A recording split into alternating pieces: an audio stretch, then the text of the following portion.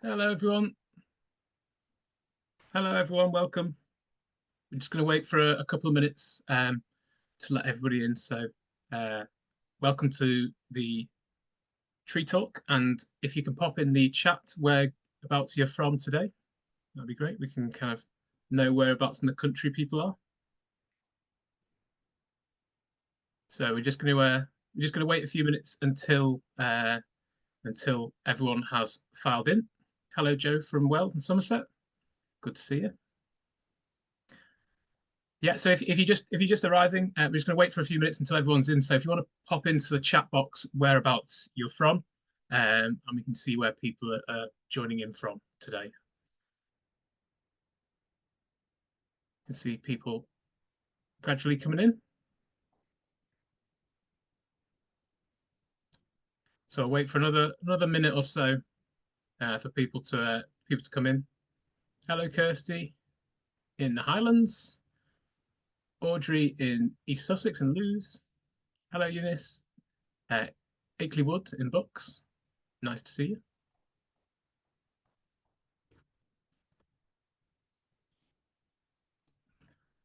Thank you, Annie. Annie is working behind the scenes today to make sure things are all moving kind of swiftly and smoothly. So thank you, Annie. So we'll give it another minute or so just whilst people are coming in, and then we'll get going. What I can do is I'll start sharing my screen.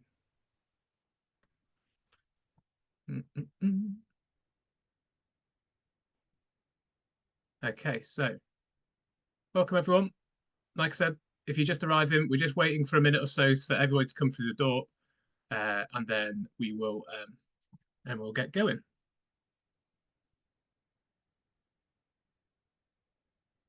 Okay. So I think the numbers are stabilizing a bit now, so we will get going. So yeah, hello everybody and welcome to our session. Yeah, if you're just arriving, pop into the chat box whereabouts you're coming from today.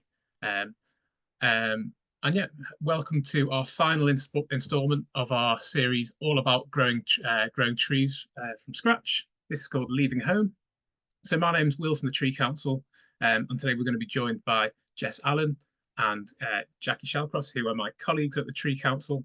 A little bit later on in the presentation, and Annie is really kindly helping out behind the scenes to make sure that everything's running really smoothly. So first, a little bit of housekeeping. So this session's about an hour and a half long.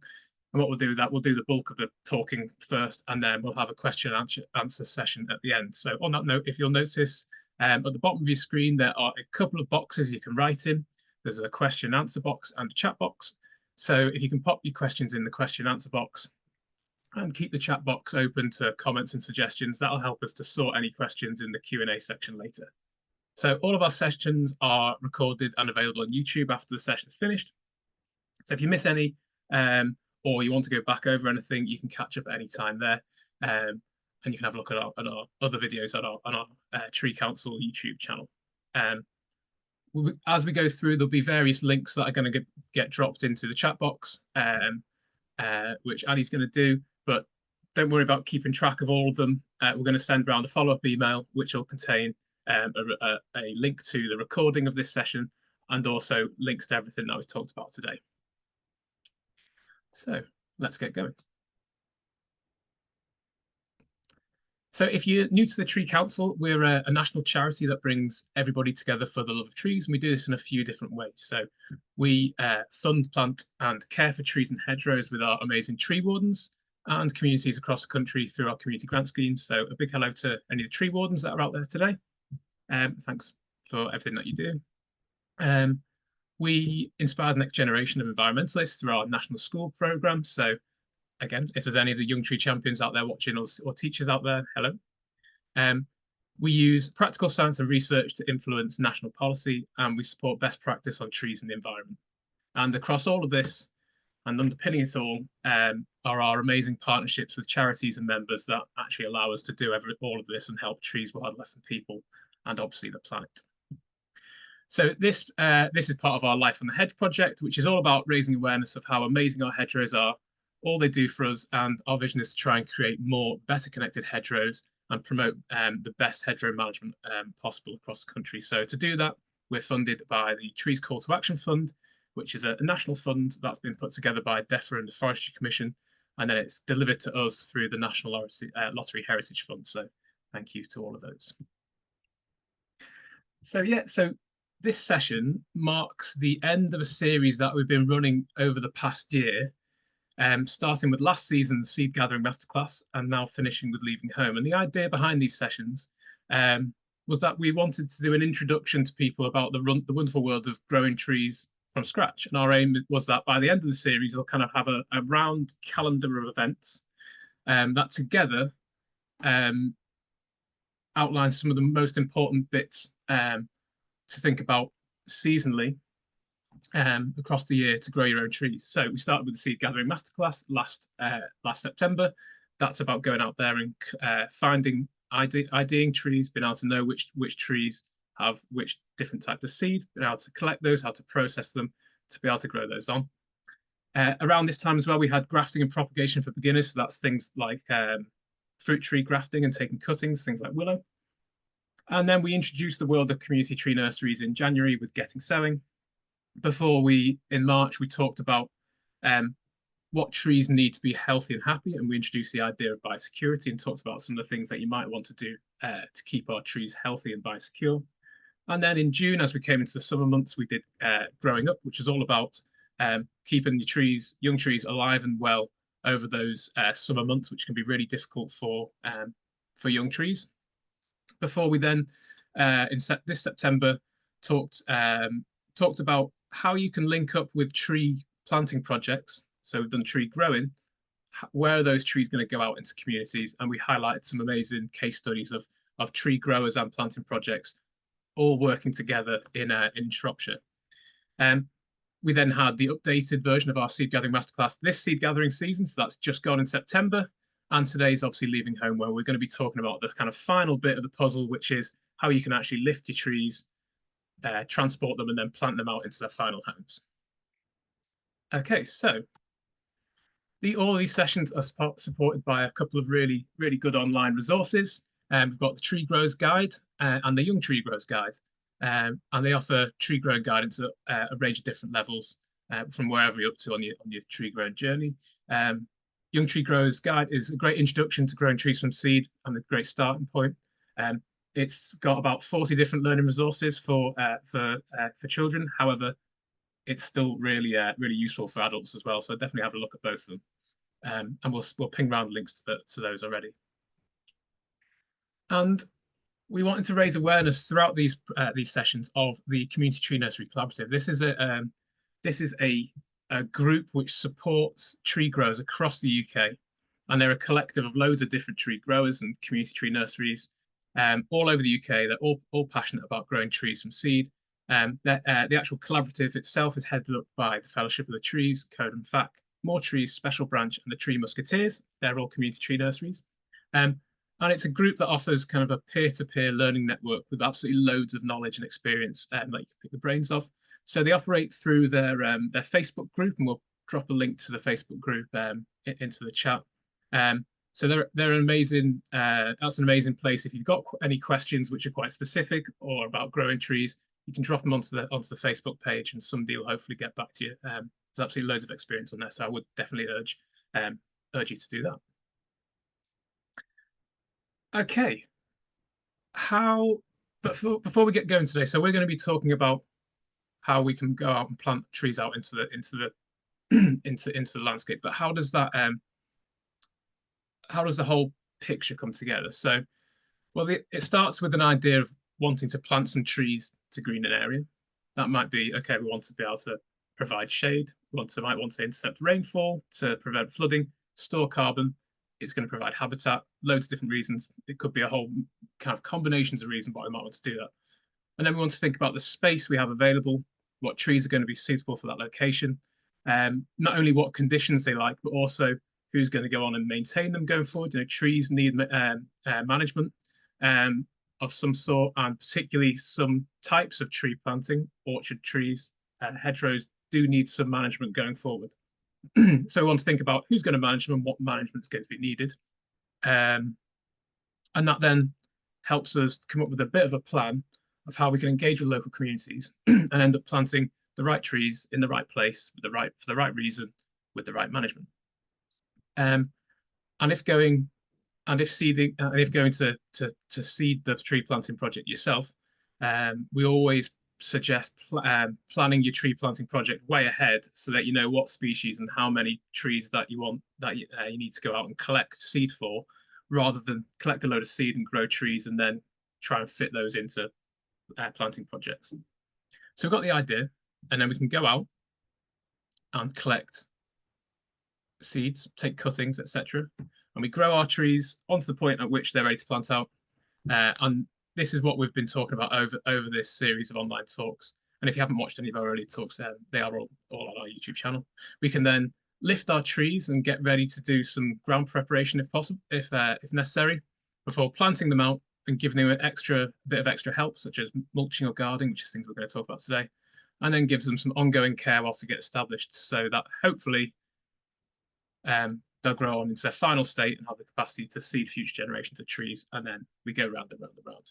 So today we're going to be looking at these sections here. So how we can lift our trees ready to be planted, any ground prep that's needed, the actual process of planting them, some of the kind of establishment aids, things like mulching and guarding, and then ongoing care, bit of watering and things. And my colleagues Jackie and Jess are going to join us in a little bit to talk about some work that they've been doing in these spaces. Okay, so throughout the series, we've been highlighting the importance of biosecurity, and all biosecurity is things that we do to identify, deal with, and prevent the spread of tree pests and diseases.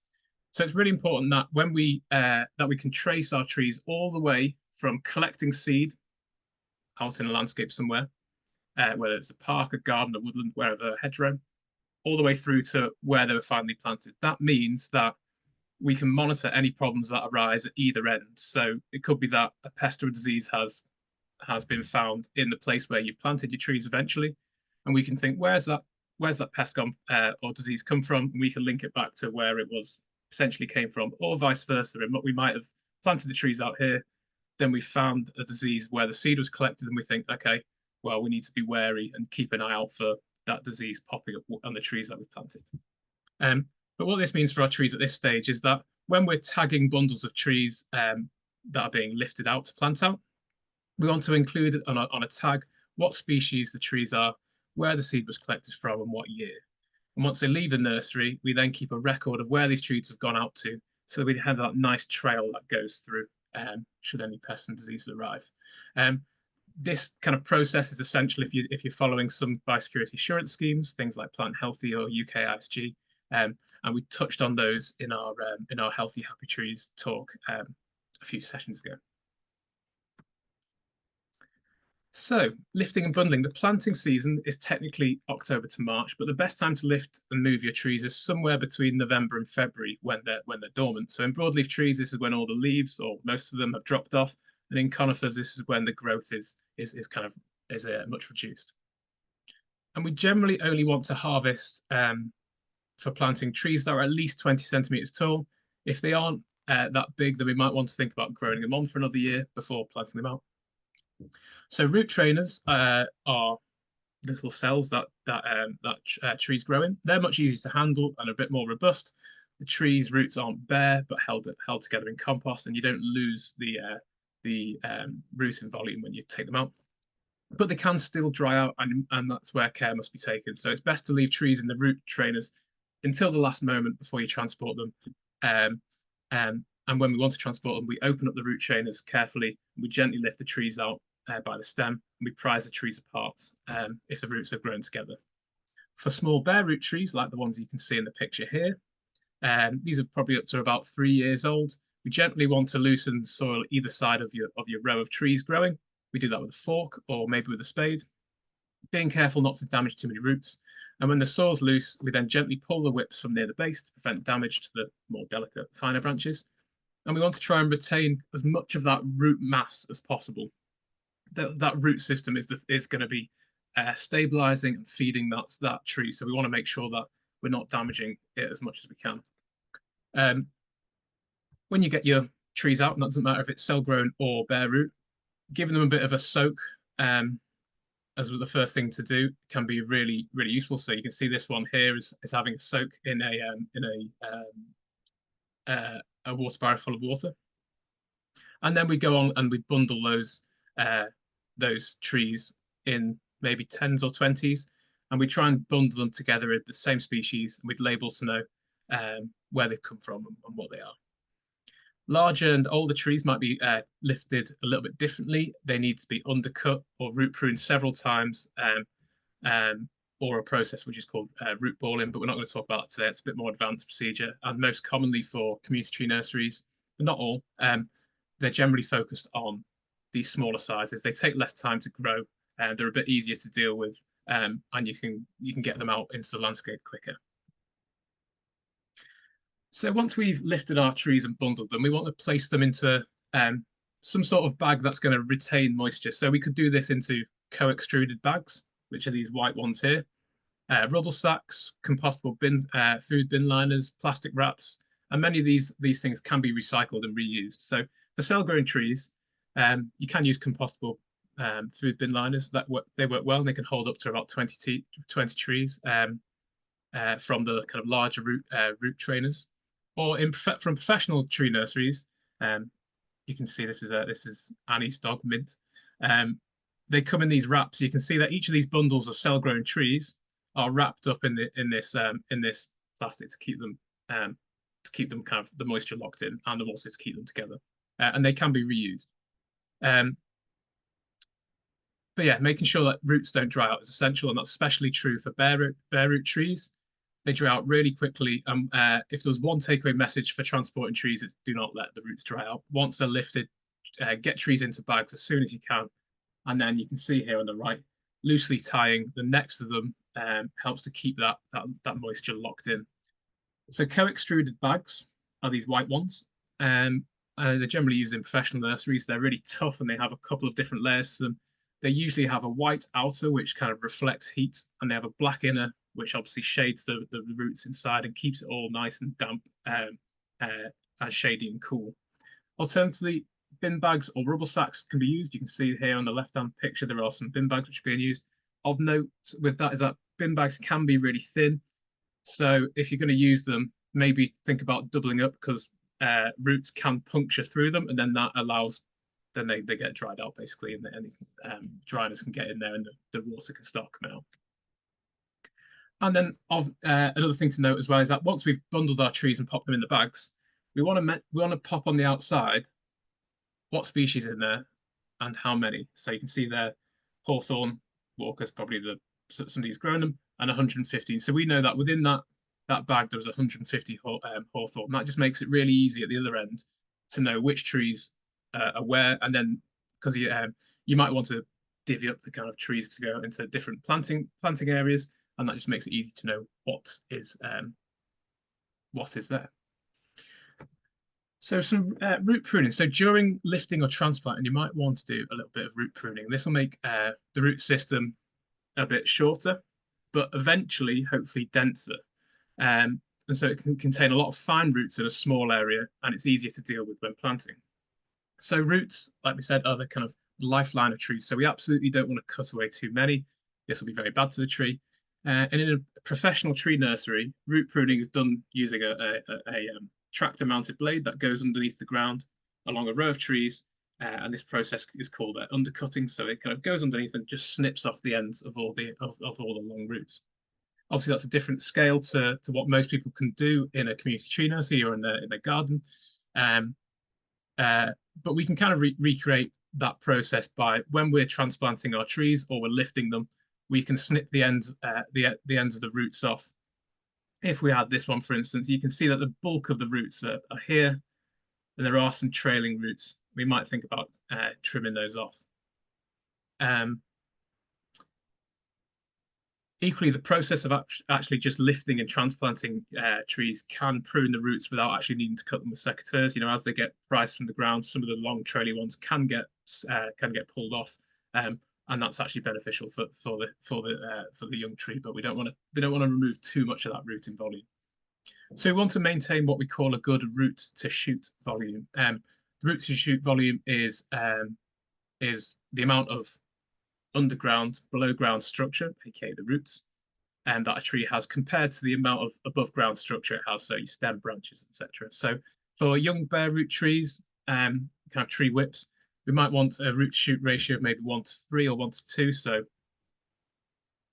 a certain amount of roots to 2 or 3 times the amount of above ground material.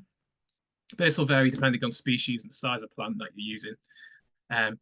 But it can help to, but a bit of root pruning can help to stimulate a kind of good fibrous root growth. This is a dense fibrous, but this dense fibrous growth is a bit susceptible to drying out. So again, when we're transporting, we need to make sure that they're not going to dry out.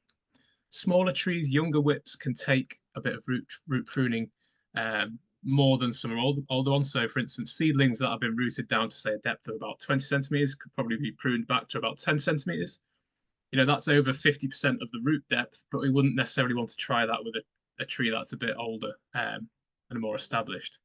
So both these trees on screen now, we've got the whip on the left and we've got this light standard on the right, all have evidence that in the nursery at some point they have they've had some root pruning. They've got this kind of like self-contained small fibrous bunch of roots, all within the kind of top 20-30 centimeters. And you can tell because it's like that, that it's been kind of systematically chopped in the nursery. Like I said, with the one on the left, the whip, it's got some slightly longer trailing roots. We might want to take those off simply because if we're planting this in this pit plant here, quite often they can be bent at the bottom and they end up kind of coming up in what's called what we call J planting, which is essentially just where the roots it's not deep enough for the roots to go in, so they get bent up round and then they go facing upwards, and it can lead to kind of structural defects in the trees going on in time. There are also some species like oak which don't like to get their tap roots being chopped off, but younger. So if you're going to grow oak and you want to do some root pruning, younger oak trees take a bit of root pruning a bit better, or you can grow them in cells. So there's kind of no root pruning really necessary.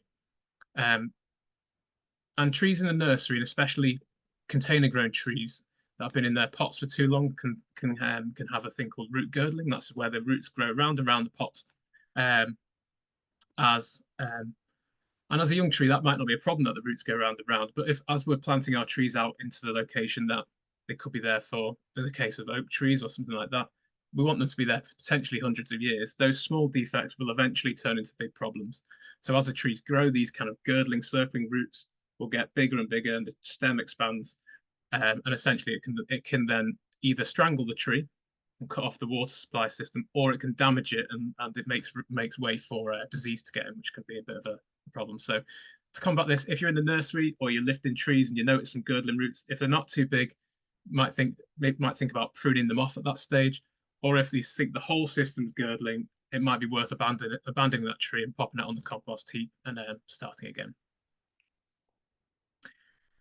Okay, and what about stem pruning? So if you're growing plants destined to be used for hedging, you might want to think about pruning them in the stem in the nursery. For instance, if you're growing something like hawthorn or beech or holly, things that if we're growing them for about 2 years in the nursery, we might want to give them about a year to establish and then cut them down for year 2 and give them the chance to regrow for another season. So the tip of an uncut tree, you can see here, up here, the very tip of an uncut tree is called the apical bud. And this is used by the tree as a sort of a growth template. It contains hormones which trigger the tree to grow into its kind of natural uncut shape, which is generally one main stem with branches coming off that. If you remove that apical bud, or leader, as it's sometimes called, that stimulates the growth of lateral shoots and also dormant buds that are hidden beneath the bark. So this gives you loads more lateral branches, which is kind of perfect if you want to create a nice dense hedge. In the field, and we'll talk about this later, that can be done kind of post hoc through coppicing and laying, but you can do it actually in the nursery to get them nice and ready to do that early on. So you don't need to be too prissy about where you'd cut. So anywhere kind of halfway down might be good. So and it will stimulate kind of good bushy growth. So the type of growth might vary a bit. So if you're cutting up higher, so on this holly here, you might cut about halfway. And if you cut here, then you'll see that it's got lots of these side branches, these leaves coming off here. It will then put a lot of energy into those existing lateral buds and those side branches. So you'll get more growth from there. Same will happen here, where you can see there's already some buds here. If you were to, say, cut a bit lower, say the tree in the middle, it might not have some obvious buds from which to grow to put its energy into. And in which case, then it's going to put energy into what we call dormant buds. And these buds that we can't see but are actually hidden underneath the bark, and it'll stimulate that growth. And they'll generally grow either around the ring of where you cut it or from below that point. So on the tree on the right, you can see that in the nursery, it's had the central leader, which would have come up here. That's been removed at some point, and it's stimulated these side growths to come off. And also these three bottom ones, I would suggest, are potentially dormant buds, which have kind of been stimulated as a result of that cutting. So it can produce some nice dense growth for hedging. So once we've lifted our trees, we might want to think about healing them in. And all healing in is a short-term storage solution for bundled up trees that are ready to be planted out. Excuse me. And it can either take place in the nursery or on the site where they're going to be planted out. And it's just a way that we can keep lifted and bundled trees happy in the interim between lifting and planting. So it's a very easy process. Essentially, what we want to do is dig a trench, widen up and deep enough to contain all those bundled up tree roots. And then we want to plant those bundles in the trench, packed together at an angle of about 45 degrees, as you can see here and here. This makes your healed in trees easy to identify. So you know that those trees are healed in. They're not destined to be there. We need to be lifting them at some point. And we want to make sure that all the roots are completely covered up nicely, and then gently heal them back in to make sure that there's no kind of big air gaps under the soil where the roots are going to dry out. And your trees can be stored like this anywhere from between November and March, and preferably removed literally just before you plant them out. But if you can minimize the amount of time that your trees are healed in, that is preferable. But it can be a good idea that if we're lifted some trees and we're ready to plant, but we need to do a bit of ground preparation, keeping them healed in can be a good thing to do whilst you're just doing your ground prep. So on that note about ground preparation, ground prep can help some young trees to get away. It can help reduce the risk of weeds out competing in young trees. It can also improve the kind of soil structure and kind of nutrients within the soil. This can help young roots to establish and trees to get away. So we recommend, if you are able, that any ground prep is complemented by the use of mulch, which we're going to come on to. And one of the kind of chief kind of competing plants for young trees is grass. So grass competition can prevent new trees from establishing by competing for resources. It creates quite a dense thatch of roots on top of the soil, which can prevent water getting down to those slightly deeper roots.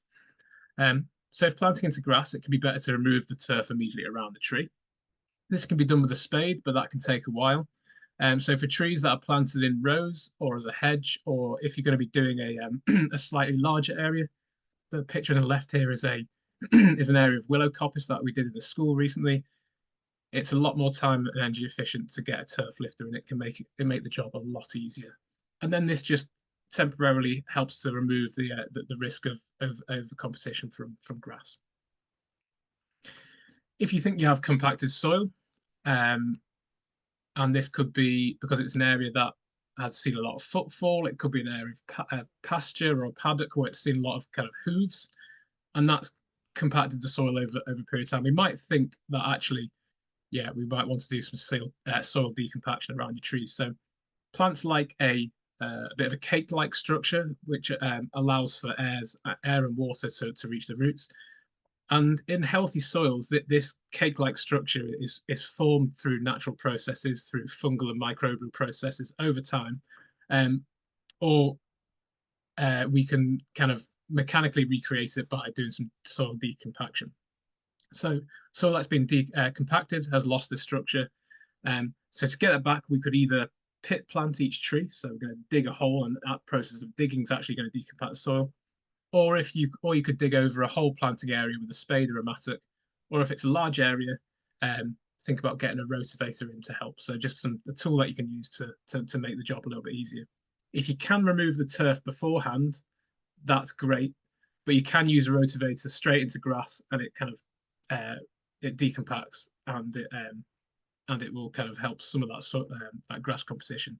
But if you are going to keep the grass on and rotivate, definitely recommend using a thick layer of mulch and or mulch matting, because it can help you stay on top of it.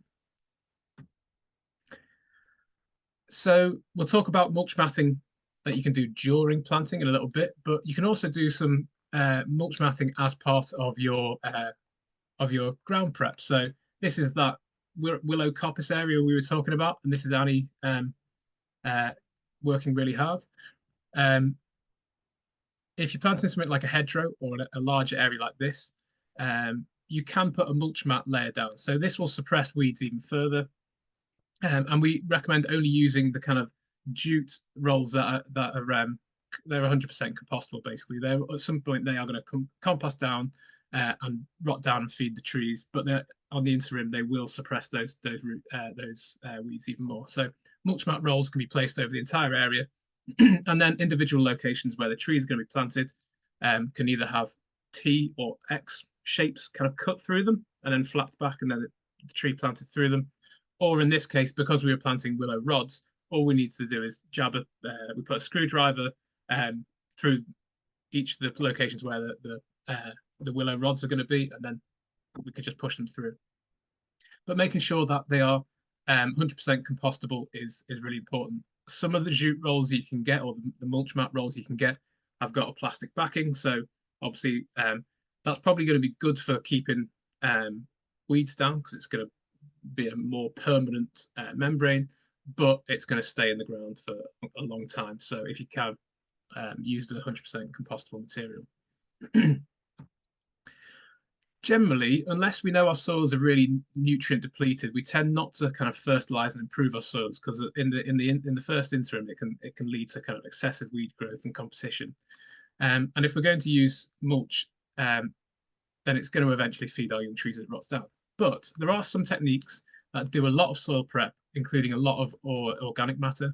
And Jackie has been researching the Miyawaki method recently through our Shared Outcomes project, and recently came back from a trip to Japan, where she learned all about how they use the Miyawaki method over there to establish trees. So could you tell us a little bit about that, please, Jackie? I would love to. Well, thank you very much. Let me just share my screen.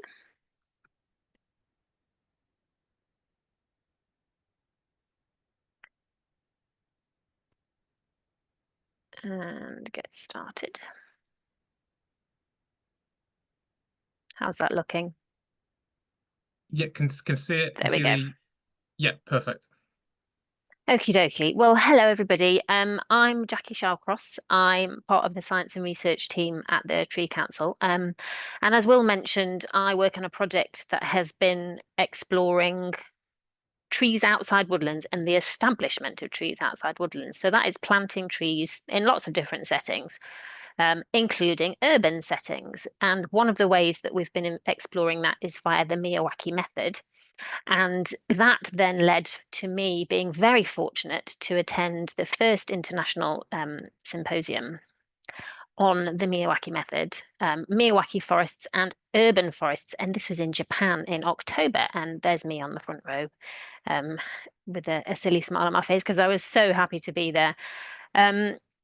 You may have heard of the Miyawaki forests, or tiny forests, or micro woods, or these kind of miniature woodlands. You may have heard about those. So we needed to go and find out a little bit more about what the core principles of those were. And in Japan, there were 27 different countries attending this first symposium, because we've all been kind of doing stuff in this space around the world. and we needed to get together to hear about each other's experiences. It was a 5-day event. We had 2 days of quite intense conference and then 3 days of visits to sites in Japan where they've been using the Miyawaki method for a bit longer. It's called the Miyawaki method because that chap on the big screen there, Akira Miyawaki, was a scientist and invented the concept of doing this staged process of planting. It was a fantastic event. The background that I learnt while I was in Japan, and the principles of the Miyawaki method are entirely rooted in ecological restoration and the concept of potential natural vegetation. And so before you even get to the part of planting trees out into a particular site that you might want to do, the theory with the Miyawaki steps and the method is that you have to have done an ecological survey of a site to discover what should be there that isn't there already, so the potential natural vegetation. And then you grow those species on and you plant those out, which I'll go into in a little bit more detail later. It was also very important at the event, and one of my other take homes was that whilst this method has kind of gained quite a lot of traction around the world, it was important to remember that it is about forests, and so you do have to have a climate that is actually appropriate for forests. And one of the speakers at the event made the point to say it's not a groundwater mining operation doing a Miyawaki forest. I mean, if there's not enough moisture to grow a forest, then it might not work. And we did discuss what actually is a forest. And in this context, it's a kind of climax, relatively stable woodland forest where there's a lot of ground, there's a lot of shade. So fully closed canopy, a lot of shade to prevent lots of ground weed growth and that sort of thing. And that's how it is in Japan. I was pleasantly surprised when I was there to discover that it was a lot hotter than I imagined it would be. They actually have I think it's a subtropical climate where they have evergreen trees. So when they're talking about shade, climax, canopy, woodland, it's got leaves on all year round, which is obviously not the case in most of the UK. And so the things that we're doing around the rest of the world with this method are inherently somewhat experimental because it's not been developed in this area. Obviously, a lot of our deciduous trees lose their leaves over the winter months and basically lose all the shade in that case. So yeah, and obviously in other areas of the world, they don't have the kind of classical ecological succession of woodland with the kind of pioneer species and other species and then climax species. Sometimes in tropical regions, that's not the model at all. Sometimes a big tree just dies, and that's your hole in the forest to then fill up. So yeah, there was lots of learning to be done whilst I was there. You may be aware of this. So this is a Miyawaki forest which is about 50 years old, which is another reason why we went, because the ones that we've been trying in the UK, especially under our project, the Shared Outcomes project, which we do in partnership with 5 local authorities, Natural England and DEFRA, has been only running for a few years. And obviously those are not mature, big, massive woodlands. But this site in Japan, which is Yokohama University, was planted in 1979. You can see in that picture on the right there. And in that relatively short period of time in the life of a forest, it's become giant and is doing exactly what it was intended to do, giving us some nice shade on this very hot sunny day. This is elsewhere on the Yokohama University campus, which had been a golf course before it became a university. Those trees on the right were planted as part of the golf course and have been there for a few hundred years. Those trees on the left were planted about 50 years ago and are as big as those trees on the right. This is another location on campus. The trees you can see in the top left picture there are a Miyawaki forest planted again about 40 or 50 years ago. And same on the bottom left. It looks, to my eyes, it looks a lot older than it is. It's quite impressive. And as you walk around the campus, you are in shade, and it's a very pleasant environment. It was, yeah, I can't tell you how much of an inspirational experience it was actually. So that was the kind of conference core. But I thought you might like to see this. Sorry, apologies for those of you who aren't into spiders, but this is a Japanese tree nursery. Um, it's the same but different, you know. They've got trees and trays and a soil mixture and all the usual things and a watering system and all the usual things that we're familiar with. But also these enormous giant spiders which were everywhere. I'm not really a massive fan, I have to say, but they were quite beautiful. Yes, so the reason we were shown this is because core to the method is preparation of seedlings in pots. So as I mentioned, step 1 or step 0 really is identifying the potential natural vegetation. So identifying the kinds of trees you want to then plant out. And then in the Miyawaki method, we grow them in pots. I mean, that's mostly because those are the species that aren't necessarily available to buy. They might be rarer species, the ones that probably ought to be there in the environment that aren't there. But they're also grown in pots to protect the roots massively. And now I can't say enough how much this was instilled in us while we were there. The amount of attention paid to the root structure of these tiny little pots was impressive. They called them babies. It was just incredible.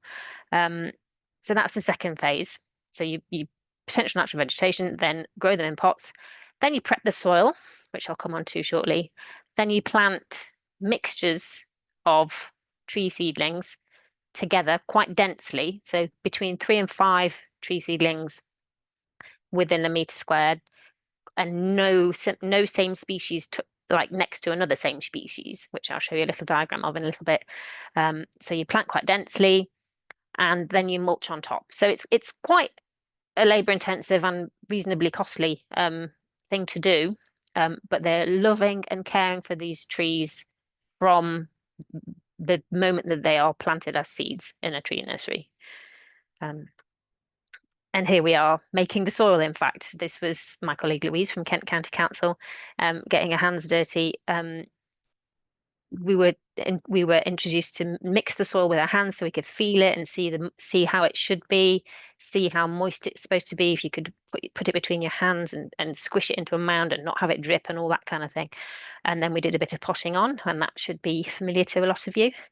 Then we did some planting out in sites. So this lady here is Professor Fujiwara, who was a student of Akira Miyawaki, and she was again another inspirational woman who was translating everything for us on this wonderful field trip where we did some planting, where we took part in a planting festival proper. It was a proper festival. And as you see on the picture on the right, it was that sort of planting. It's like a little mound, the ground prep, slightly raised up. So they have dug it over and aerated it, as Will was just describing, and they have added things that are necessary. It's not always necessary to add additional nutrients, etc. But it probably would be necessary on a degraded soil. So yeah, that was brilliant. We had an amazing planting festival. There were about 100 and 200 people there. I can't pretend to understand this drawing on the left, but I provide it here to show you how much detail and thought was in every stage of this process. This diagram on the right is how we were instructed to plant things. And again, that little, you can see the 3 circles with the dotted line making a little triangle indicates don't plant the same species next to each other. Do it this distance apart, about the width of a shovel, a trowel, sorry. And then when you're digging a hole, dig a hole 1.5 times the depth of the pot. Sort of agitate the soil underneath that pot, and then never squish it down. We were instructed to press around the pot and never press it down, and just treat it so carefully and gently, because we've looked after these plants forever, and we've created a beautiful soil that they can grow into. So no squishing, absolutely no shoving it with your heel. So yeah, that was a real big, strong take home for me. And here we all are having a lovely planting festival together. We also did on another day visit a shrine where we took part in another planting session. The reason for this was that the trees around a shrine haven't really been touched a lot. And so they're supposed to represent the the actual potential natural vegetation. So if you want to know what should be in a place, you go to a shrine and look what should be in the place. We did some experimental planting. We did some ground prep here. They mulched with rice straw, because they have a lot of rice straw, I think. But that's kind of the method in Japan. And here we were planting what in theory was the kind of future shrine forest type species to take over when the ones that existed already died. Interesting, you can see they're planting them underneath the trees in shade already. We also went to a school where they were planting a really, really tiny Miyawaki forest. This was probably about 3 meters long, 1.5 meters wide. I won't go into a lot of detail about that, but it was really integrated with the education system. It was quite an inspirational trip. Although they did introduce me to the concept of air mowing, which is removing weeds, just chopping them off and not pulling them up at the roots, just chopping them off. Anyway, I thought the name of that was lovely. So yeah, the Miyawaki method generally has, as I said, gained quite a lot of traction around the world from what I can see. I mean, it started out as it can be like large scale ecological restoration of a fully degraded landscape, and all the way through to really, really tiny little foresty type plantings in urban settings. And then that cloud in the middle is all the things that come along with tree planting, which are not exclusive to the Miyawaki method. I mean, all of these things happen in all kinds of tree planting scenarios, but it's just nice that we have the inspiration, we have community, we have soil nurturing, we have education, we have science, we have some understanding about teaching people about the ecosystem services that trees do provide. So that was my trip to Japan. Bringing it back home, though, we, as part of the project, have been doing some Miyawaki trial plots in the UK in 16 locations, working with local authorities for real life experiments. And we've had some quite striking results. Things have been growing extremely well. As you can see on the left, after 16 months, the Miyawaki version had grown a lot taller. And then this was planted, and yeah, basically now this year they're really big. But the ones on the left are growing, and they're not too bad, but they're not as good as the ones on the right.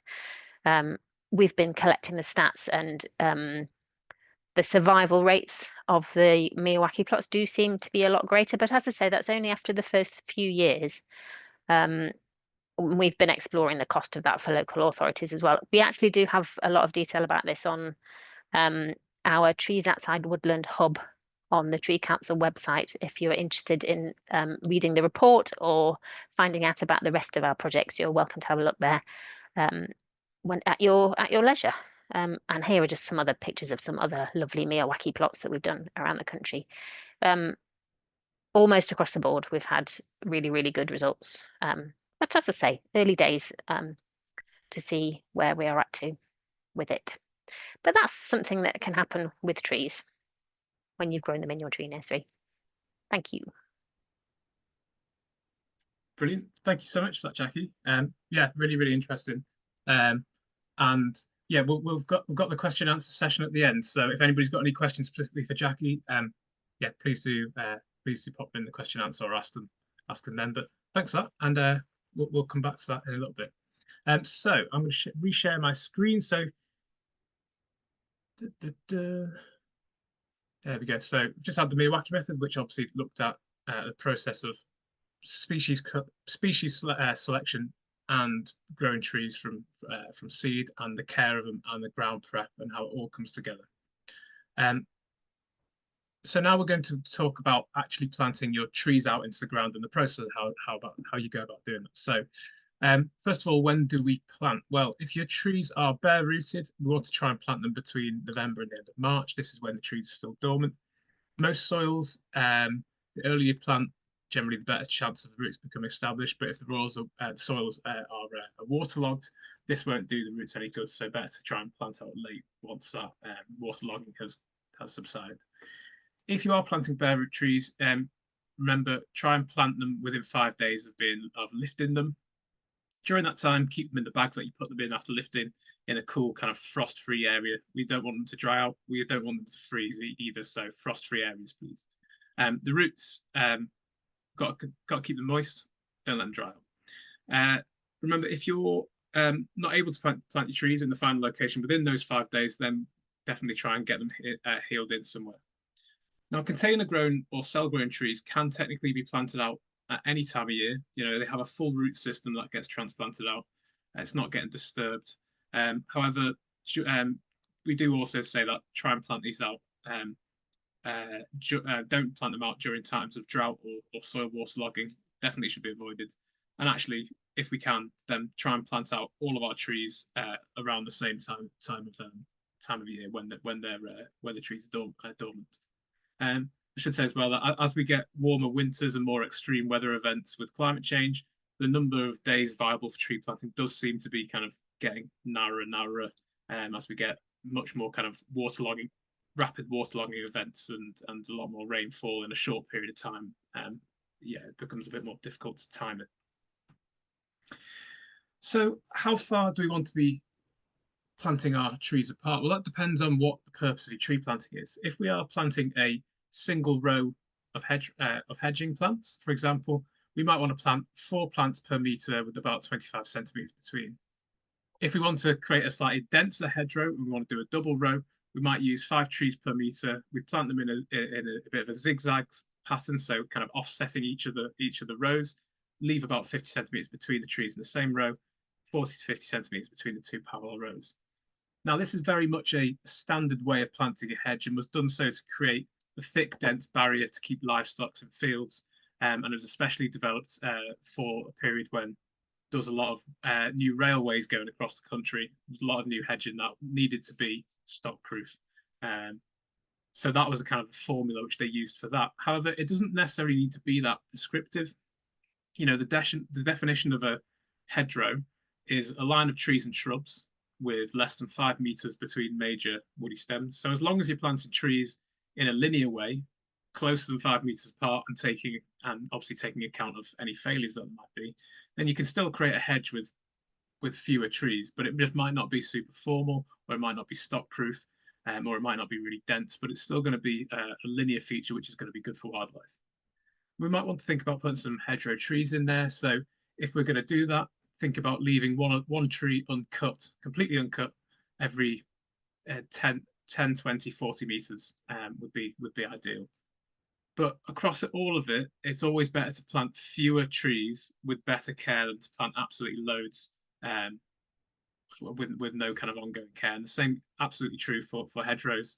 You could plant a lot of whips in a double staggered row, but if they're not going to get any kind of follow-on care or not planted very well, you're probably better off using far fewer whips, more spaced apart, but taking the time and care and the kind of and to mulch them really well and things like that. Given that post care, it's really important.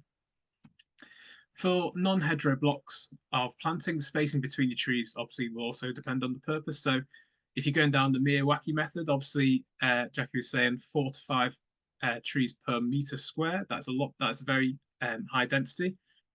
Traditional forestry uses very close spacings, 1 to 2 meters, 1 to 3 meters. This is to kind of shoot trees up and straight, which is because they want nice tall straight trees which they can selectively thin, and then they've got nice straight timber which they can then harvest.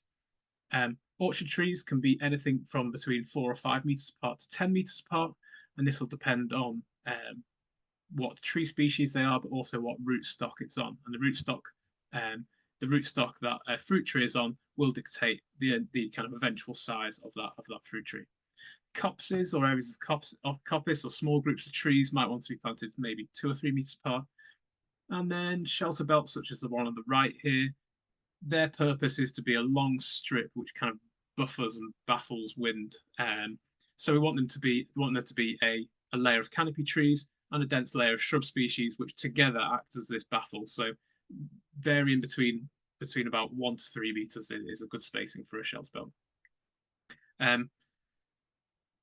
But if you are planting close together, remember that at some point trees will probably need to be thinned out. So if you're on a tight budget or you're in an area where you know there might not be much management coming down the line, potentially thinking about wider spacings could help a slightly more natural density once the trees are established, and they're less likely to become overcrowded and need that early thinning.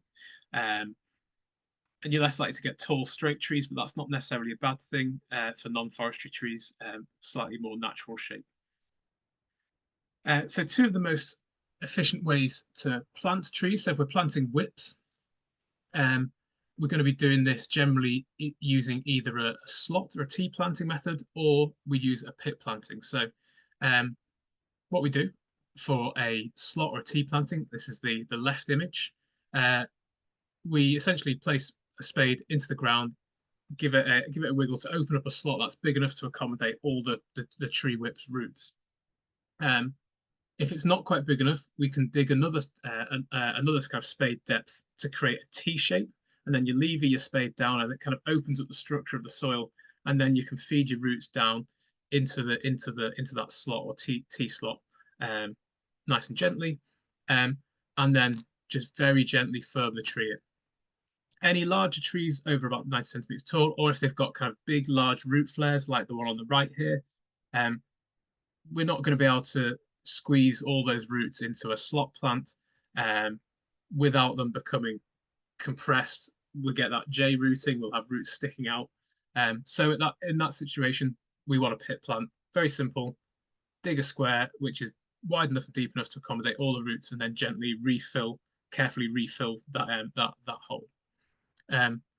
Key thing to take away is that either way, the kind of main bit of this is that we try not to damage the roots, and we want to make sure that the root collar is level with the surface of the soil. So the root collar is simply the little join between where the stem ends and the kind of root system begins. So it tends to have a slightly different color. You can see here it's a bit lighter in color, then it's a bit darker in color. It's the bit where the roots begin to flute out. So that wants to be, we want to make sure there's no roots poking up above the soil, because they're just going to dry off and then die off. And we want to make sure we're not burying the stem loads, because that can lead to some problems as well. Planting larger trees. So most likely the trees that you'll be planting will be whips. They take less time to grow in your nursery. They're more tolerant to being transplanted, and they do actually grow faster when they're eventually planted out. However, you might want to think about you might want to grow some larger trees, that might have 3, 4, 5 years in the nursery to become light standards or standards. These are a bit tricky to grow and will need some root pruning each year, lifting and to make sure that you're going to get a nice dense root ball. Because otherwise a tree of that size with its roots they'll kind of like pan out like a bit of a pancake or a wine glass.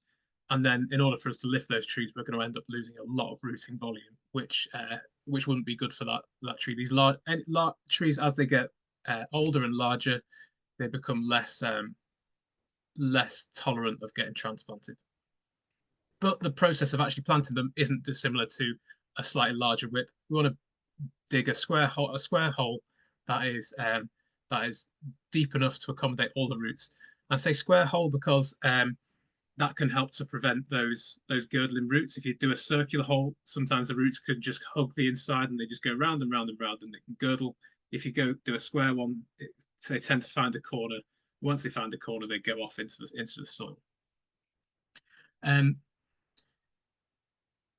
When planting trees over about 1.5 meters tall, we might want to think about staking them. And the reason why I want to stake them is to give those roots a chance to establish.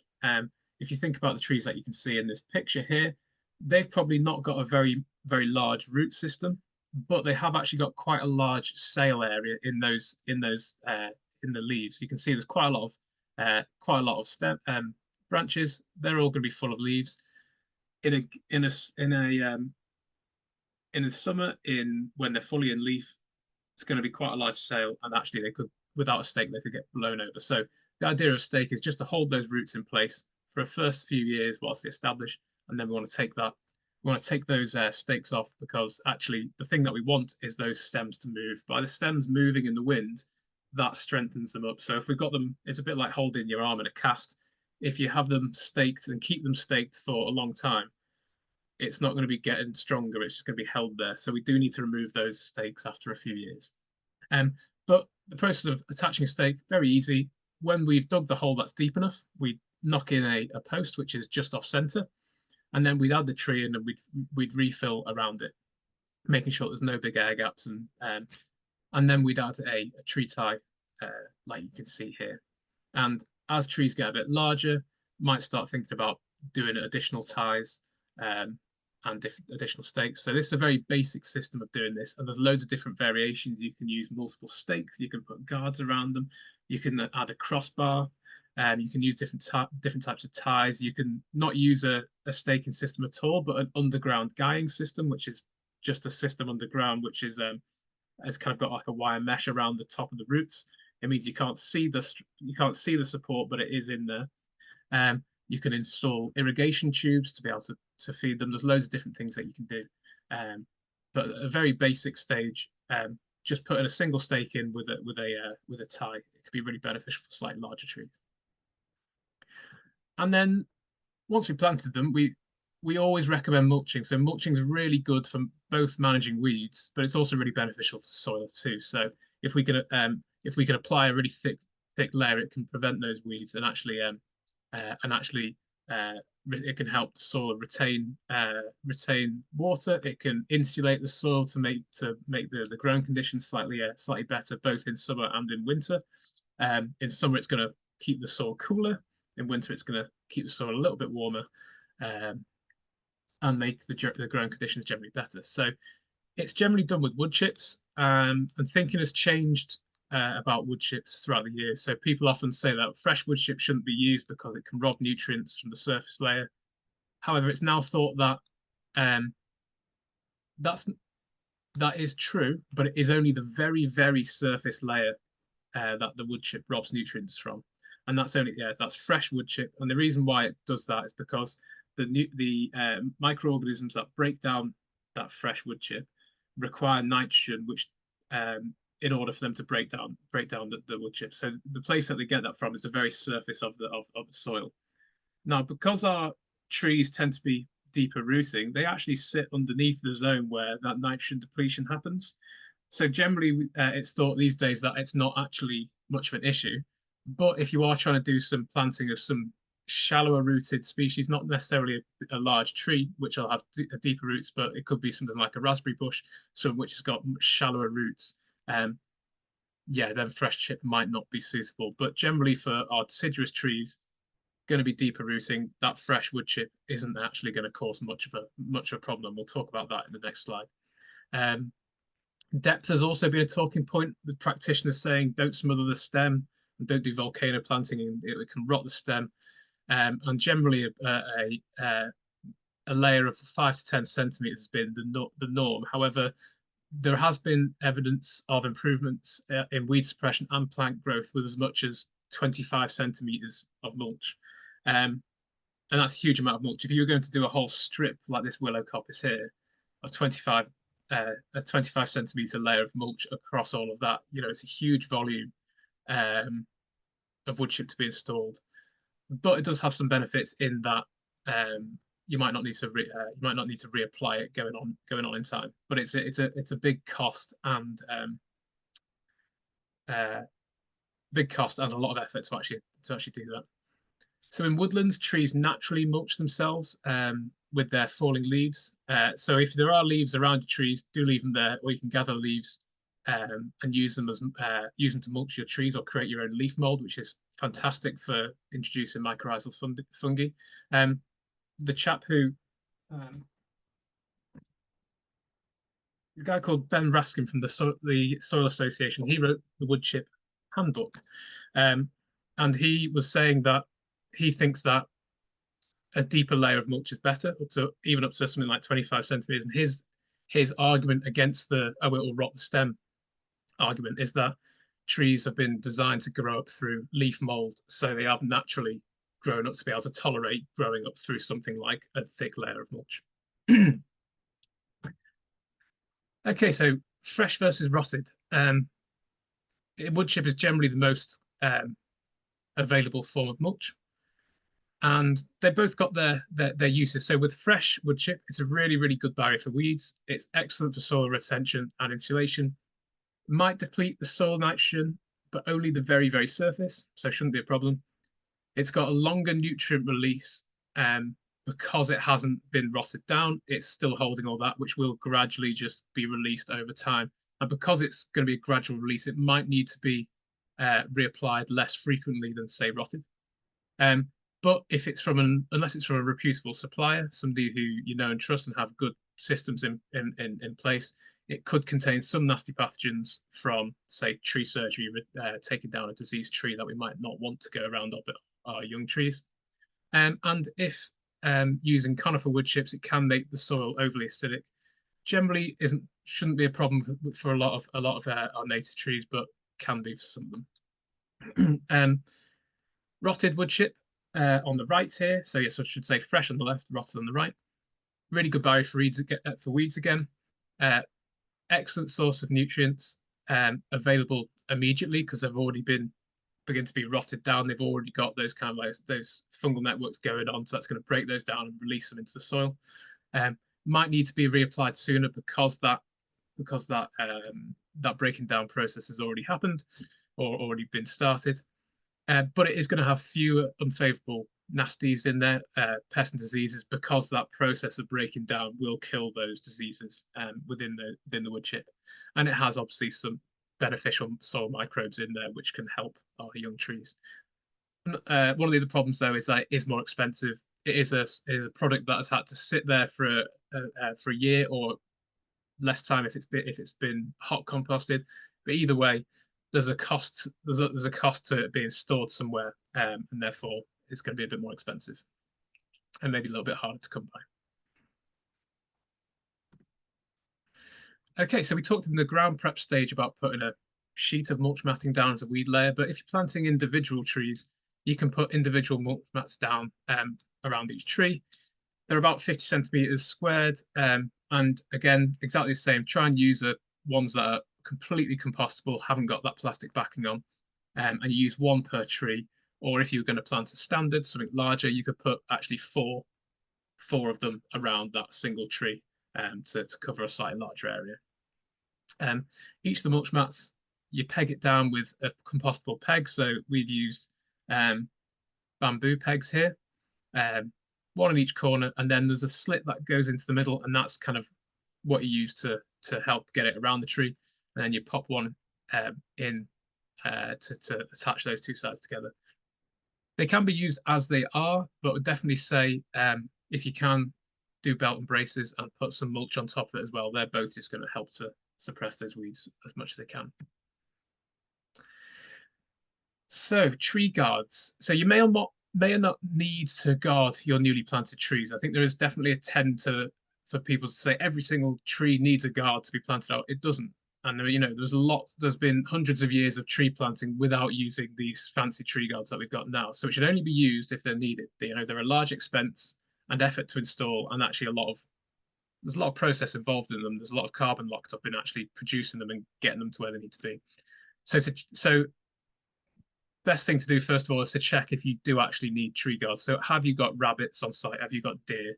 And you've got like a lot of voles in the area. If you haven't, you might not need tree guards at all. And it could save you a lot of time, money, materials, etc.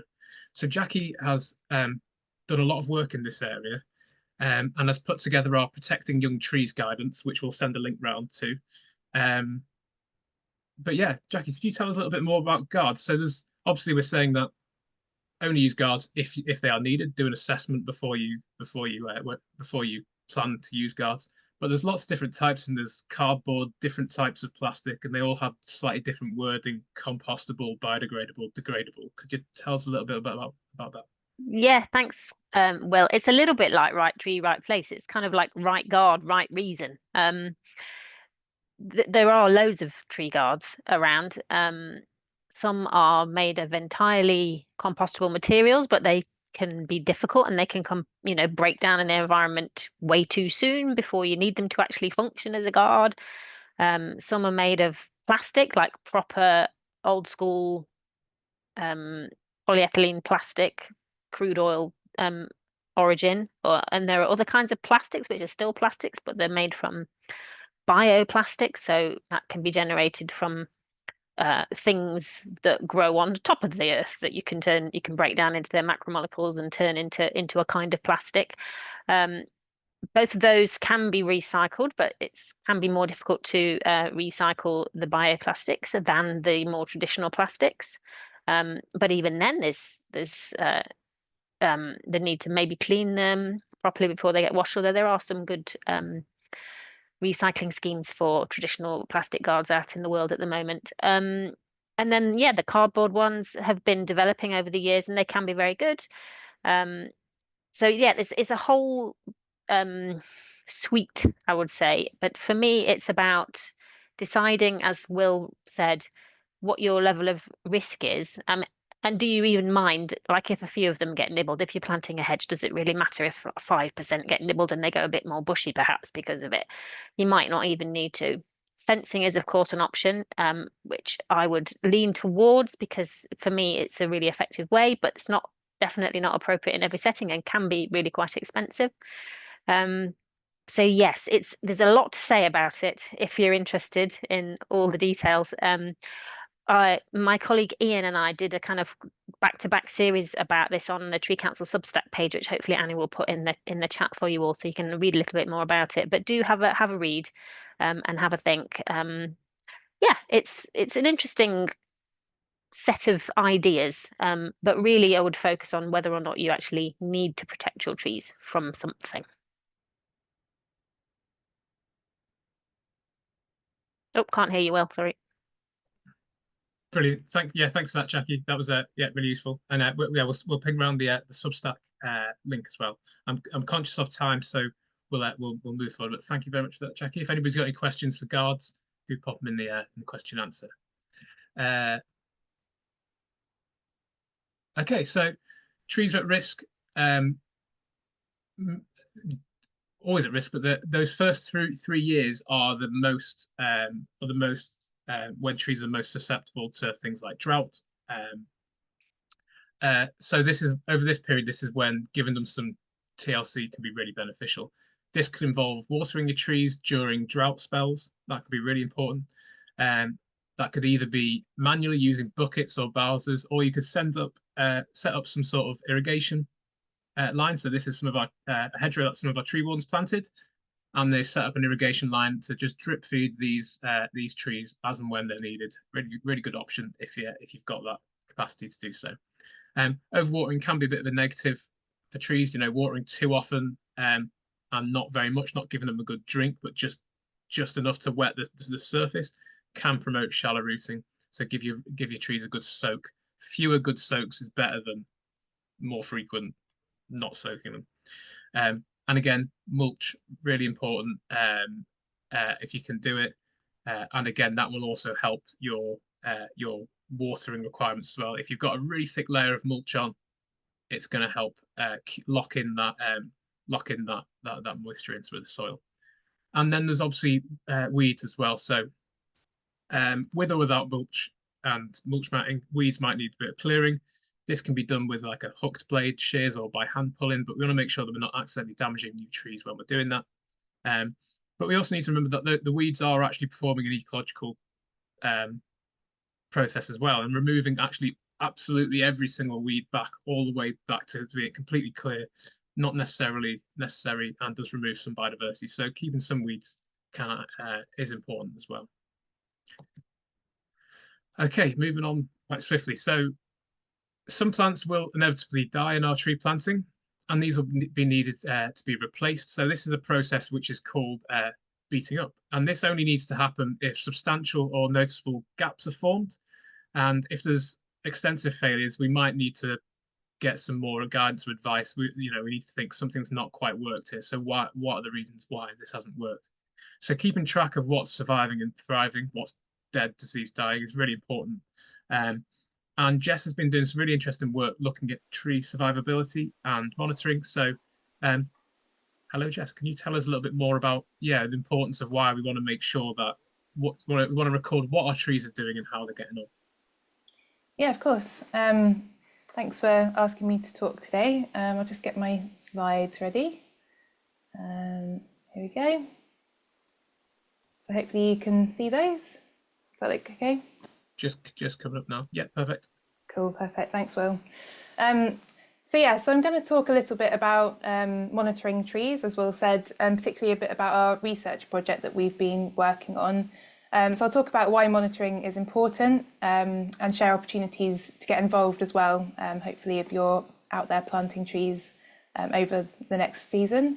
And then we'll also share some tips at the end about how to approach monitoring your trees if you're involved in that kind of thing. So I know that monitoring doesn't sound very exciting, but it really is important to observe trees and collect data about them after they've been planted. And as you know, so much time and effort and money is invested in getting trees to the point where they're ready to be planted out. And these trees can only deliver the benefits that we want them to for people and for nature if they survive and they thrive. So the journey doesn't end when trees are planted, and we need to keep checking how well they're doing and also take that opportunity to gather data and to learn more about what helps trees to grow well as well. And in practical terms, at the site level, monitoring can also help us to identify any possible problems early on enough to hopefully fix them and to identify if any trees need to be replaced or replanted. It can also help us see whether any different maintenance needs to be done or if our watering regime is working or it needs to be adjusted. It can also be an opportunity to notice any pests or diseases that could be impacting your trees or also other trees in the area, so important to pick those up and to report them to the right people. And generally, it's a really good experience to keep looking at trees, keep that connection going with them as they're growing and sort of improving our own knowledge and experience. And from a research point of view, it's really great to have data as well to help us all learn how to do things better and more efficiently, and also to demonstrate the positive outcomes from planting as well. That evidence is really useful for future funding bids and things like that. And I think it's worth saying that sometimes things don't go as well as we hope, but the important thing is that we learn from those and we can learn from each other's experiences as well. So sharing data and sharing experience is really, really useful. And at the moment, there's a bit of an evidence gap around survival rates and establishment of trees in the UK. So we're trying to do some research to help address that. So recognising that there was this research gap, a couple of years ago, we secured some funding to work with Forest Research and Ferroscience to start investigating how we could better gather data about tree survival and establishment. So last year we did some sort of exploratory research just to find out what monitoring is already going on at the moment. So you can see there it was a literature review, an online survey and some interviews, and I'll tell you a bit more about what we found. And then we've also developed a new monitoring protocol and an app to go with that, and I'll tell you a bit more about potential opportunities to get involved with that research next year as well. So we ran an online survey back in 2023, and it was just to get an initial insight really into what monitoring is currently already done. So we sent the survey to a range of local authorities and other organisations involved in tree planting, and we also advertised it on social media as well. We got over 300 responses to it, which was more than we were aiming for, and really showed us that there's an interest in this topic. And we do need to bear in mind that the findings that we have aren't necessarily representative of all tree planting in the UK, but they do tell us some interesting things about what people are up to. So one of the things we asked them was what type of monitoring they do already and whether they do monitoring. The vast majority of people who responded, so over 3/4, said that they do monitor survival rates. And we wanted to know how they did that. So this graph on the right shows you that most people found their survival rates by doing field work themselves, but a good proportion also relied on feedback as well from contractors or from requests for replacement trees. And we also asked them what their typical survival rate was. So as a whole, those who monitored survival rates achieved an average of 85% survival. But by comparison, those who didn't do any monitoring, they were asked to give a best guess of their survival rate, and their average was 76%. So there's an interesting difference there. It might be that people naturally underestimate survival rates, but that's something that needs a bit more exploration. And it kind of aligns quite well with research that was done in the past back in 2008, which suggested that on average, there's a survival rate of 75 to 85% for local authority tree planting. And as I say, that this data from our survey, it can't be said to represent a UK average survival rate. We're trying to get more data and more robust evidence to investigate that more. And so then, as I said, we then followed that up with some interviews with a range of people involved in tree planting, just to get some more detail. And we found that monitoring is often quite ad hoc and doesn't really follow a standardised method. And often it's just a sort of matter of collecting whether trees are alive or dead. Often data isn't shared with anyone else. And there was quite a lot of interest in sharing data more widely and learning about what other people are doing and finding. So we saw that there was an opportunity to do things differently and to address this evidence gap by working together with lots of people in the tree planting sector. And one of the key things that we want to improve our understanding about is which factors make a difference in affecting tree survival and establishment. So it's not just about getting that survival rate number. We want to understand what those factors are, and that can help us to improve practice and maximise the benefits of tree planting. And the difficulty with this is that there are lots of possible factors at play all at the same time. And some of these Will and Jackie have both talked about in today's talk as well. So it can range from things like where trees are sourced from, the planting technique, the maintenance that's done, and also environmental conditions, which can't necessarily be controlled but can be taken into account. So it's quite a complicated picture, but we're trying to get better data because that could help reveal trends that we can't see just by looking at a single site. So we wanted to do something practical to help gather more data. So we developed a new monitoring protocol and an app to go with that, which helps to streamline the process of collecting data. And this year we've had several phases of development and testing with a range of different people and organisations. And in September, we held a field trial as well, which I'll talk a little bit about. And so this is an overview of the information that we asked people to collect at their planting sites. So as you can see, there's some information about them and their site and how they went about doing the tree planting, some about how well the trees are doing at the time of monitoring, and then some more information about sort of looking for the signs or clues about what could be affecting establishment. So it looks like a lot of information, but the app that we've developed helps to streamline this process. So it does things like automatically record the location of trees and stores photos. So hopefully it's quite a useful way of actually collecting a lot more detailed data. And we're not suggesting that this is necessary for all monitoring. This is just what we're collecting for our research, and it will give us data we need in order to do interesting analysis. And as part of this monitoring, we asked participants to assess trees on a scale of excellent to dead, as you can see defined here. So this process is more nuanced and more detailed than simply whether trees are alive or dead. So this is, again, something that we're testing to see whether it's actually feasible and practical for people to do monitoring like this. And it gives much richer information. For example, there is quite a big difference between having a site where lots of trees are rated excellent compared with lots of trees rated poor but still alive. So knowing that can help action to be targeted and hopefully help more trees to be growing and reaching that excellent category in the future. And this is just a few quick examples of what we would consider excellent here on the left, category 1, through to dead here on category 4. So our trial was all about testing whether this approach works, whether it's feasible, and what training people need in order to do this monitoring effectively. So as I said, we tested this approach with a field trial, so with about 34 different organisations. They were all given some basic training about how to use the protocol in the app, and then collectively they went out and tried it at 40 different sites, and they assessed over 1,200 different trees. So it's a mixture of woodlands, hedgerows and urban planting. We then asked them for feedback on whether they felt that the process was effective and possible. And we're really pleased with how the trial went. So 79% of participants said they would use the same approach again in future, which is really brilliant. And most participants said that they learned something new about their trees or about monitoring And that's really what we're trying to achieve. It's something more impactful than just whether trees are alive or dead, but trying to find something more interesting there. And so we are going to be taking the feedback that they've given us as well and improving the guidance and training that we provide to people next year.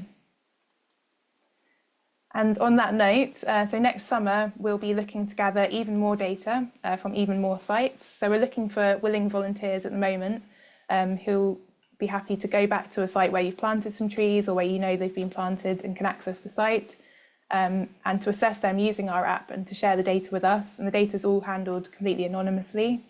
And as part of the project, we'd provide training about the monitoring protocol in the app, and also provide some advice and be able to answer questions and help along the way.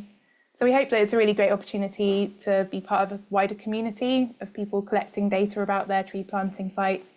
We'll then process all the data and share all the learnings that we have back with everybody.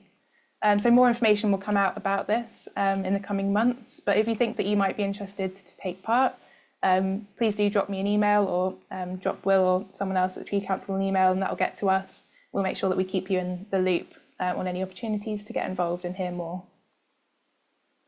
And so then finally, just to share a sort of selection of tips to help anyone who's carrying out monitoring.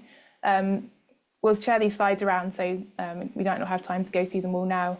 But I think the key thing is to be quite systematic, take photos, keep good records, do share data with other people if you can, because when you combine data, it's more useful than just when you have it from a single site.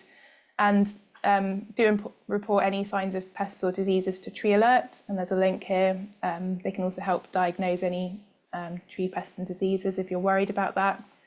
And then finally, the key point is when we've done monitoring ourselves at tree planting sites, we found that there are lots of practical challenges that you might come across. You might not be able to get good photos.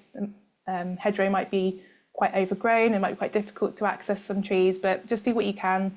All data that you can collect is really valuable and worthwhile doing. So yeah, I hope that was useful, and happy to take any questions now or after the session as well. And back to you, Will. Thanks so much, Jess. I think we all realised how difficult the job that you were tasked to do was when we all went and trialled trialled the app, and we saw some of the hedgerows which were just completely overgrown by everything around them. It's like, how do we actually do this? So yeah. It's amazing. It's amazing work. So yeah, Jess's email's in the chat, but we'll also send the link round, and we'll also ping around the link to Tree Alert as well.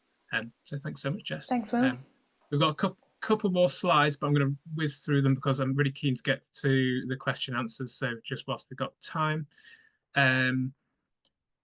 should be able to see my screen.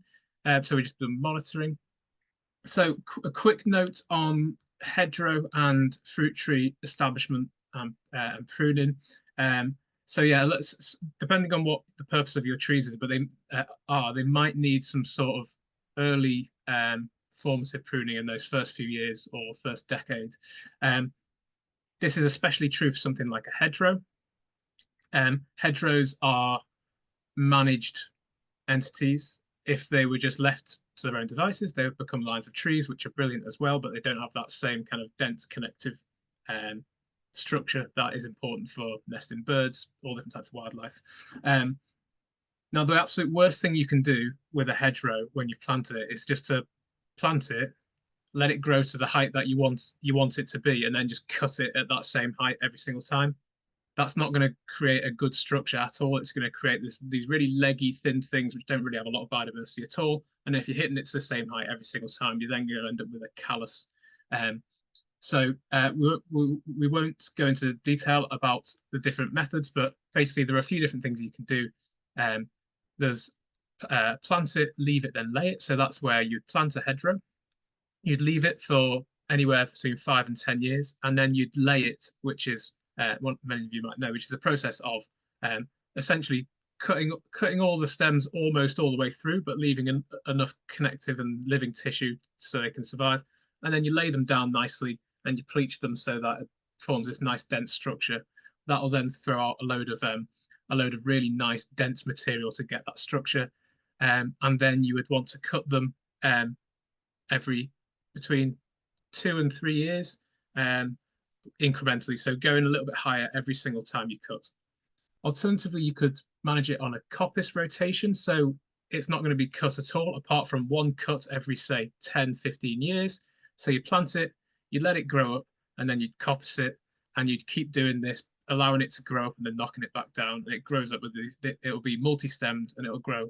And across that time, it's going to have lots, because it's not been cut very often, it's going to have absolutely loads of flowers on it. It's going to have a slightly more wild structure, but it's still going to be really good for wildlife. Or you could plant it and then give it a couple of years to establish, and then cut it really hard, and then for 5 years, every single year, cut it quite hard back, but raise the height slightly, and then after those 5 years, you'd then enter it into a trimming regime where you might cut it every 2 to 3 years, but always raising the height and the width just a little bit, maybe 10 centimeters, 5 centimeters if you can, just a little bit. So that's going to prevent any kind of hard knuckles forming, but you're going to keep that dense structure. Fruit tree care. A lot of people are concerned about pruning fruit trees. It can appear a bit of a difficult task, but fruit trees are quite hardy and they can survive even some quite poor pruning attempts. During the first few years, leaving a tree without any pruning can cause problems down the line, as it needs to establish a shape that's suitable for the space available. We also want to remove any unwanted bits of the tree, such as overlong branches, crossing branches, which are going to kind of cause disease eventually, or bits of dead or diseased wood. So you might either want to do some initial pruning, and in an orchard setting, or a productive orchard, we might want to allow the tree to grow into a shape where it's productive and easy to collect fruit from. So that could be a nice clean stem with a nice balanced shape to the canopy. So this balanced framework could be really important for supporting heavy crops of fruit. And to achieve this shape, during the first kind of 3 years, you might want to clean off lower branches, or the kind of the feathers, as they're called, up to about 1.5 meters, whilst allowing the main leader to grow on. And once that leader's reached the height of about 2 meters, we then prune it back to about that 2 meter point, which is going to encourage side growth in that top kind of half meter. And that's going to give the tree a kind of spreading shape, ensuring that the fruit's kind of easy to pick. Alternatively, as on the left here, you might want a slightly more natural shape, but you could still prune out those areas of the crown where it looks like it's got lots of dense branches which are overlapping. They're going to kind of rub together and open up wounds, which could get disease entering that way. Equally, kind of dense structures within fruit trees can be bad for kind of air circulation, and that can lead up to kind of things like rust forming on apples. So making it a nice open structure where there's not lots of things crossing over can really help that. Apples and pears, best to do some winter pruning when they're dormant. Stone fruit like cherries and plums, better to do pruning when the sap's flowing in spring or early summer, because that can prevent things like silverleaf disease. So I absolutely whizzed through there because I'm keen to get to these questions, and I know we're a couple of minutes overdue. So tree wardens are amazing volunteers who get involved in all things tree related all over the country. So tree warden networks are ideally set up with the local authority, and this could be county, district, borough, or even parish level. We tend to appoint kind of tree wardens as a group, not individually or directly. So each network is required to join the Tree Council's tree warden scheme, and in return, then we give out support and training opportunities and loads of different benefits. So training could include, how to plant and establish and manage hedgerows and orchards, like we've talked about, obviously in a lot more detail, how to identify trees and associated wildlife, do ecological monitoring, do monitoring of newly established trees. We could do training on pests and diseases and how to look after ancient trees. There's loads of different things you can get involved with. But if you go on a website, if you're not a tree warden, you can see if there's a local tree warden network near you. And if there isn't one near you, please do contact us to talk about potentially setting up one in your local area. We'd absolutely love to talk to you about that. But I'm very conscious of time, so thank you very much for watching. And I'm keen to do a couple of questions. I know we're a little bit over, but we'll try and keep them quite short. So thanks so much, everybody, for watching. And Jackie and Jess, you pop back, please. Thank you. So I noticed a few questions came in. I know it's one from Joe said, my son, age 8, we've been growing horse chestnuts for a few years. However, no one that wants to take the saplings. They're not native to the UK. What can I do with them? I want to keep growing to encourage my son. He's very enthusiastic.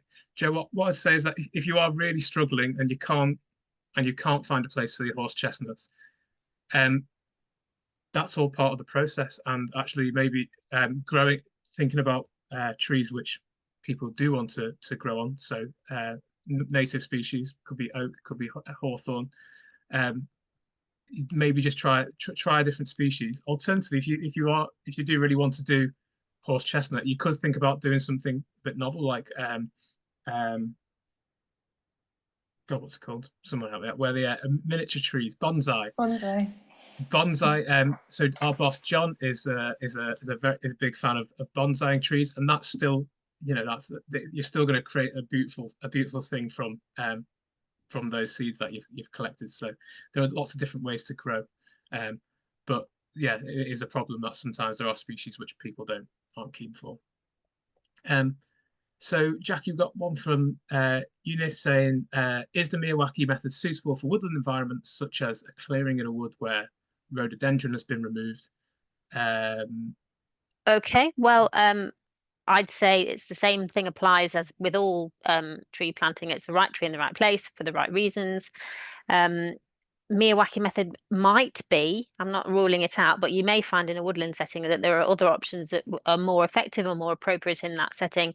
I imagine it could be the case that in an existing woodland, there'd be plenty of roots beneath the ground already that might make some of the groundworks of a full Miyawaki method potentially damage the existing trees. So I'd think quite carefully about doing that. I think it's probably best suited to those sites that would really struggle to grow trees or a woodland if you just put them in a more normal way.